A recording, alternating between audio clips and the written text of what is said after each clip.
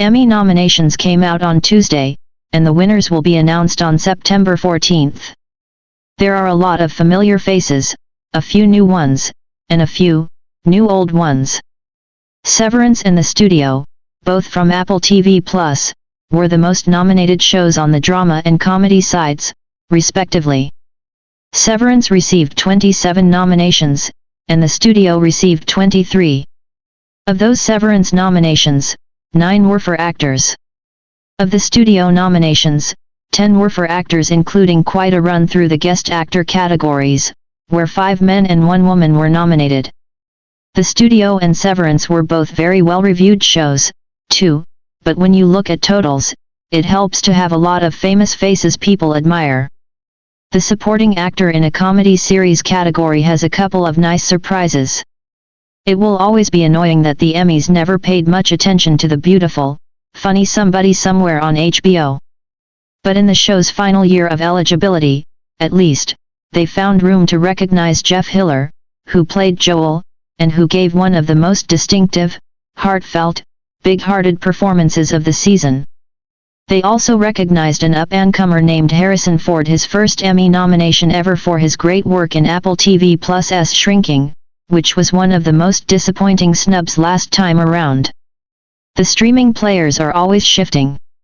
For a while, the big streamers at the Emmys were Netflix and Hulu, but Apple TV+, Max and Disney and are all well established in the awards game at this point. Apple TV and has to be thrilled with the big showings for The Studio and Severance, plus Shrinking and Slow Horses and even the very so-so presumed Innocent miniseries. HBO is still very popular among voters, but its presence is changing a bit. When it comes to big nominees, there are The White Lotus and The Last of Us on the drama side, and those aired on traditional HBO.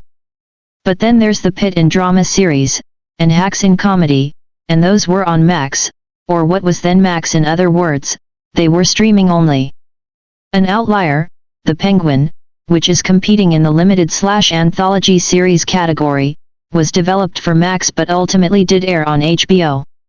Disney and also got 14 nominations for Ender, and Netflix is still in there with Adolescence, Monsters, The Lyle and Eric Menendez Story, and with Black Mirror. Hulu's top performer this year, at least by numbers, and excluding those FX shows like The Bear, is only Murders in the Building, though Paradise did well also. There are always some heartbreakers. There is a difference between the concept of a snub and a nod that just didn't happen, but there's always some very good work that goes unrecognized. As a big fan of The Pitt, I was disappointed not to see Taylor Dearden, who played Dr. King, nominated, and as a fan of Netflix's A Man on the Inside, I would certainly have nominated that. There will be great consternation over Diego Luna and the rest of the cast not being nominated for Ender, often paired with eye-rolling over all those The White Lotus acting nominations, which do seem to be nearly automatic. You get on that show, you get nominated.